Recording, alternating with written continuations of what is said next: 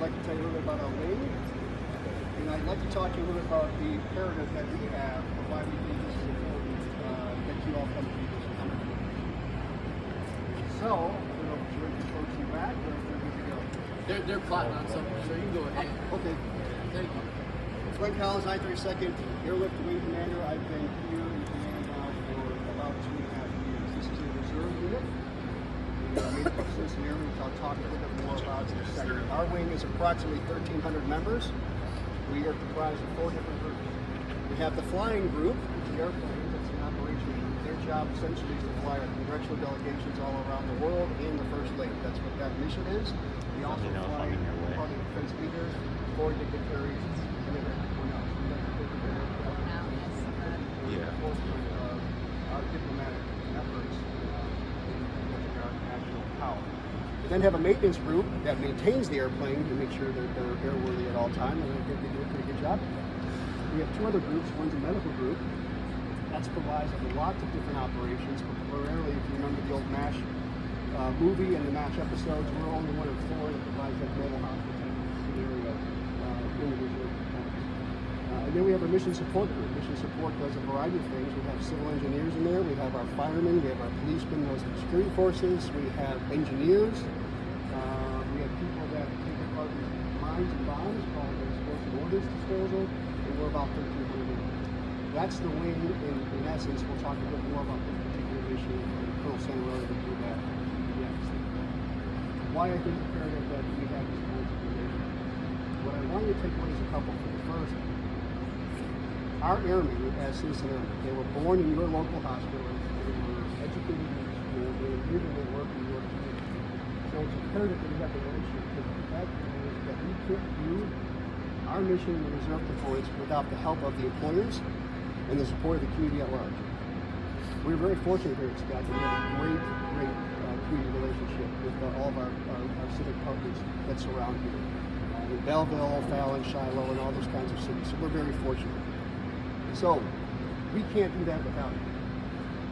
Second is there's an ask. I want you to consider less than 1% of our U.S. population, roughly 330 million, serve in the U.S. military. Less than 1%.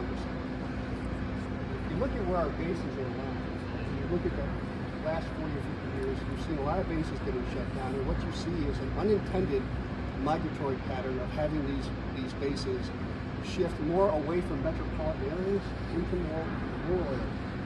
What that means is that our connection to the local communities becomes a little bit more isolated. And that's why I think having civic leaders like you all come out here is imperative for us. To understand a little bit more about what we do, for us to learn some of the business practices that you have and hopefully those best practices, and understand a bit more about our mission and why we do it. So, that's the imperative on that. Now, our folks are unique in that we come from a variety of places. We have a lot that are co-located within, say, 50 miles radius of Scott, but we actually have people from all across the country that are part of this wing, and frankly, around the world. We have people as far away as Germany, Honduras that come in with us, certainly Alaska, but throughout the nation. So I'm going to pause there for a second and talk about it's a small world. I told there's a Dr. McKay with us. Dr. McKay, would you happen to know that one of our pilots in this unit is actually one of your students when you were the principal at the Think it was at Van High School? So I know I have 3 pilots that are at the Air Force right now, so I don't know whether it's one of them me is or not here. Now, unfortunately, he can't be here. He's actually away at training. Is it Brain me. that's So he gives you his best. And so thank he you can't be very here. much. So you never know. What a small world, right? Little you know that that person that was her student is now here and is a part of our wing. I do want to mention that part of our wing, we do have some active duty elements that are associated with us. That's called an active association. So we basically share equipment, and we find that there's economies of scale in doing that. So that's a little about branding. But I want to say that we are a cross-section of society. People come in from all walks and all lives with a variety of backgrounds. It really makes the reserve components rather unique. I myself, I practiced law in Chicago for 20 years before I decided to come in, and this is a full-time position, but my majority of my life has been as a part-time reservist, the guy that works, another job and then does this thing on the weekend, so to speak. Doctors, police officers, firemen, engineers, nurses, medical techs, the full gamut. So we have so that's what I wanted to start with you. Our wing is about 1,300. Our mission is about Congress and the First Lady. We also have firefighters. We have much, much more than just the airplanes. We like to say that the airplanes are a very visible part of what we do. But there's so much more to what we do. Our doctors are out there on the front lines. Our nurses are on the front lines. We have an aeromedical evacuation squadron. Those are the doctors and nurses that handle our patients in the air. We pick them up and combo them in and fly them to various places and triage. So that's what we do. I'm going to pause there and take some questions and we can probably early talk about the flying out. Any questions of me? Just a comment. This is awesome. Okay. Well, we think it's awesome that you're here. Thank you. Good. So relatively small. We only have 4 in this wing. That's not the norm. What you typically find in most of the wing constructs is anywhere from about 8 to 16 aircraft, somewhere in there. I was a squadron commander previously. We had 16 aircraft in that squadron, but it's just 4 aircraft here in this wing. We have 7 more aircraft that are similar to this that are in Washington, D.C. That's broken up the National Guard and then the active duty. So a little unusual in just 4. Typical 8 to 16, but just 4. So that is essentially it's a 737. If you've ever flown on Southwest Airlines, you've been on that airplane. Now, ours are modified slightly. They're modified to be able to take a delegation anywhere in the world without having to refuel. Please tell me I'm right on that. Colonel Salarelli, he'll fact check me. And there's a little bit more nuances. We have a little bit more fuel cells that we put in there and some other things. You'll see when you get in there, they're not outfitted like a typical airliner. There's couches in there, some tables in the middle, and the seating's a little bit different. And the max capacity is only 36 passengers. You'll see a kitchen back there, and I don't want to get ahead of what Colonel Salarelli will talk about, but you'll see we have an expanded kitchen, and all of our flight attendants go to cooking school, and we're pretty proud of the meals and things that they can do. So we just sent a delegation, I know it was I think it was the Speaker and the Congress people to NATO. You would be engaged in Yes. that. And are your flight attendants military also? Yes, everyone's going. Sometimes we don't wear the uniform depending on where we're going. We'll be a security post.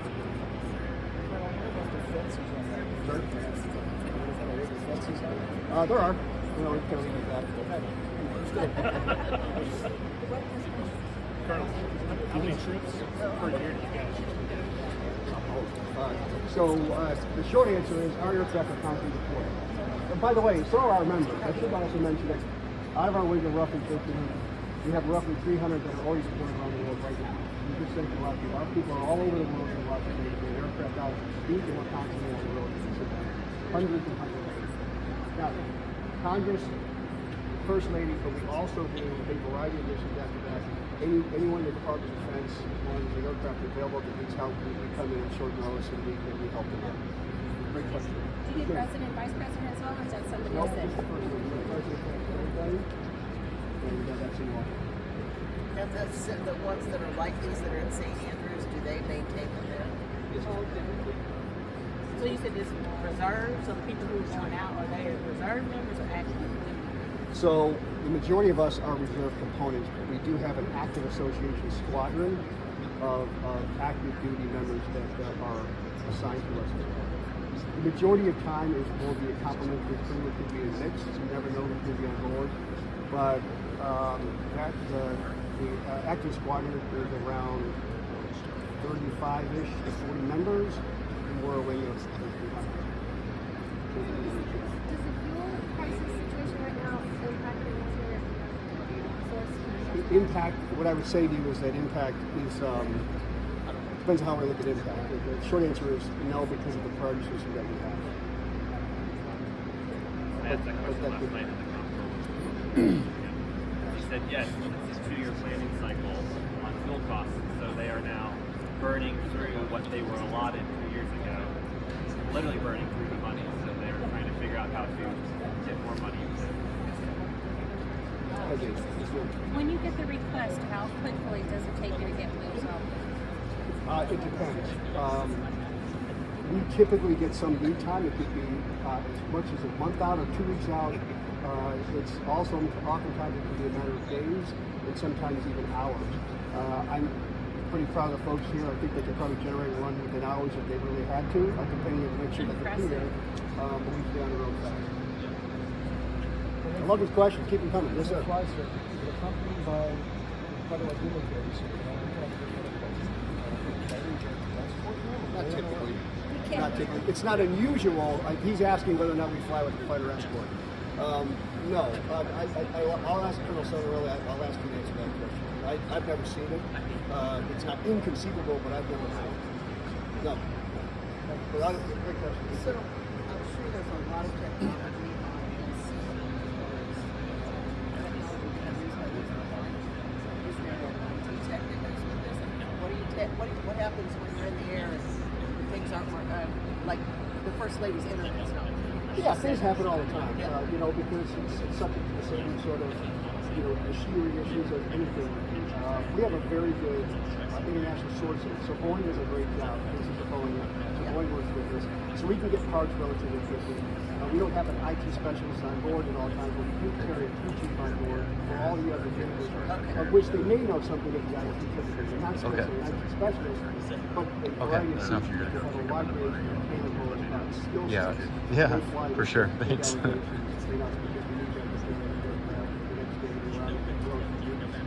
we do tend to that stuff, and we get things really good support around.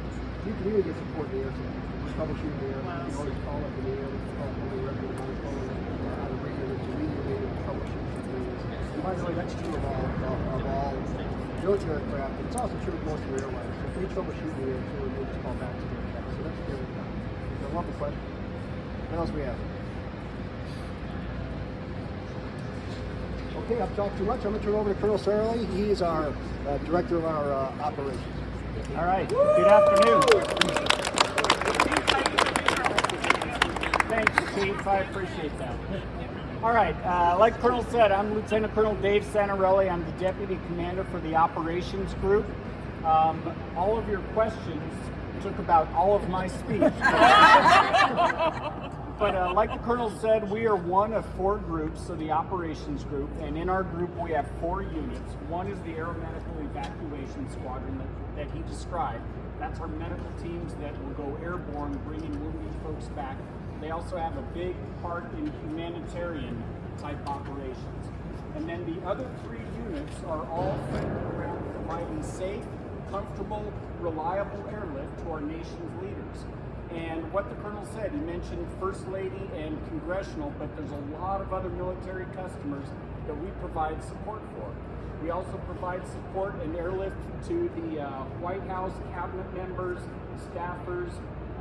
Whenever there's a big travel for the White House, there's always pre-advanced teams that go out. And so we'll take them to make sure that everything is secure, everything is ready for the presidential or vice presidential visits.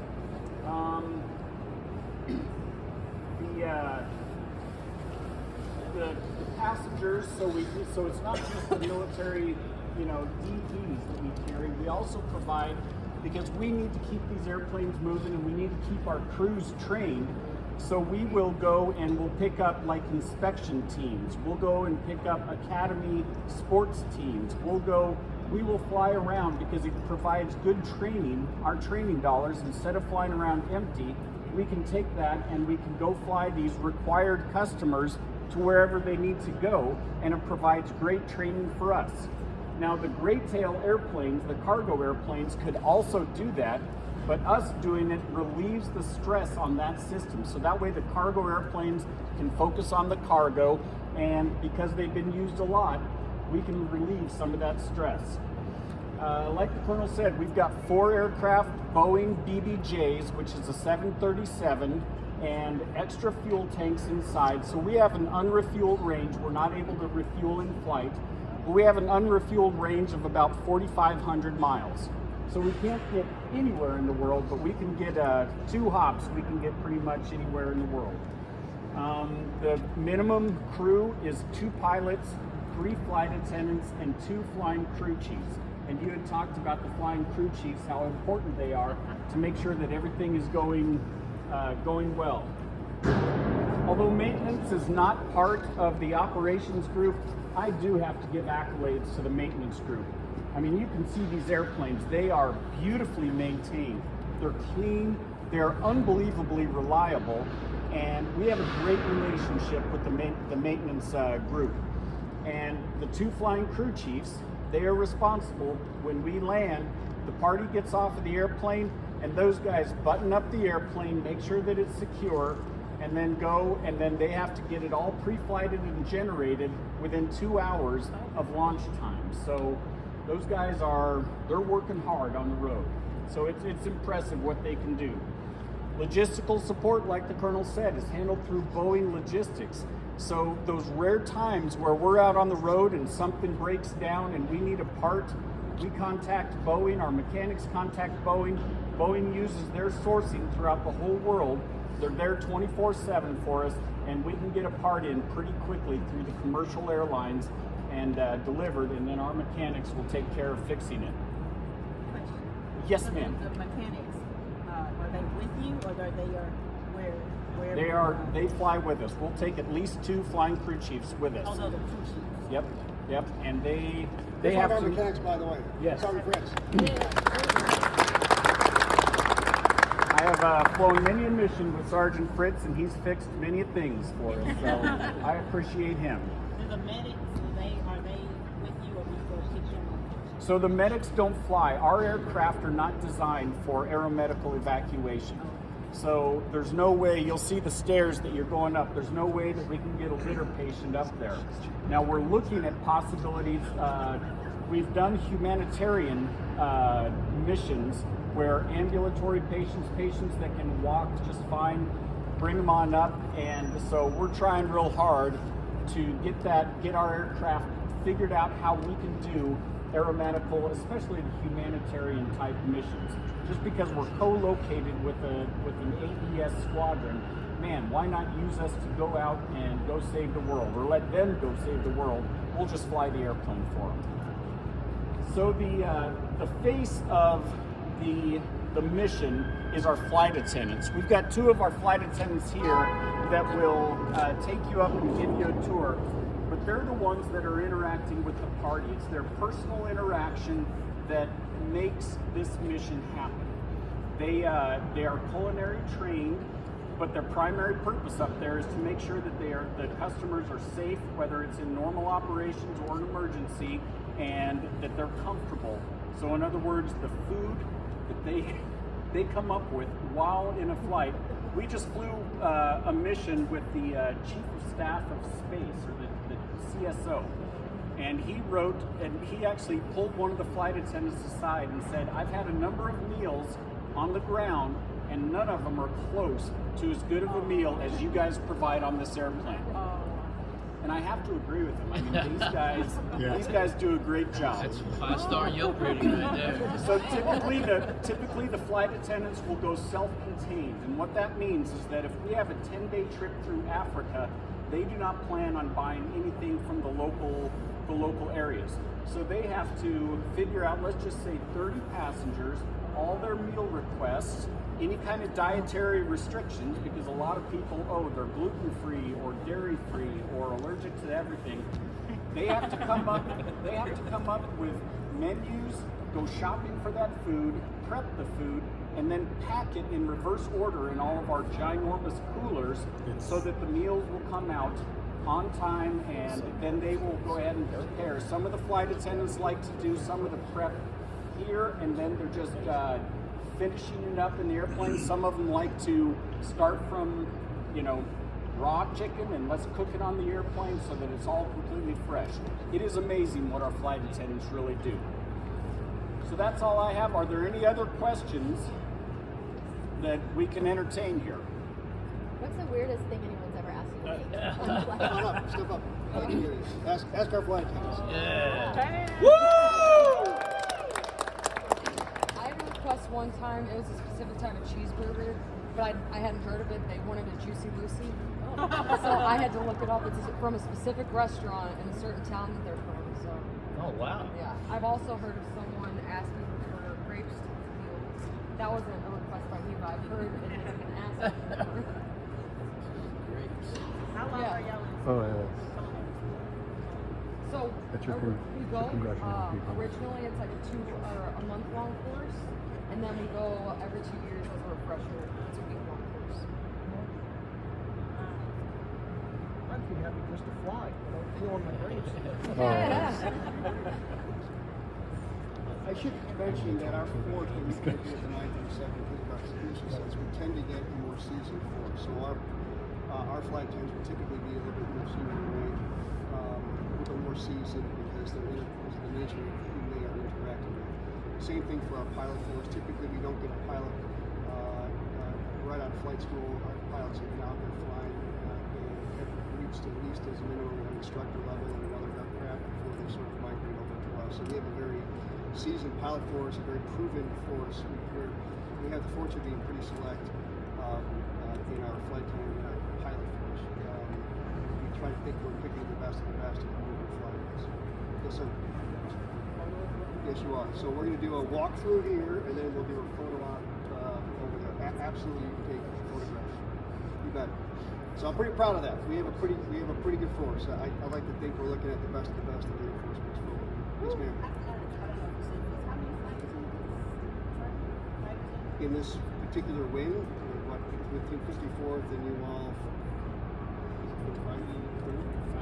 25, 30? So it depends. We have trips that can go off for as long as 3 weeks. Some will take what's called a complimentary crew. That can be 5 to 6 flight attendants sometimes. Typical day turn back, depending on how many passengers, can be 3 flight attendants, and we have 4 aircraft that can be on the road at one time. So that's why we need that complimentary. We have 2 trips out right now, congressional delegations. That's why we only have 2 airplanes here. Security measures for your food? Or you're allowed to answer that question? I don't know of any specific security measures. I mean, we're the only ones that touched it.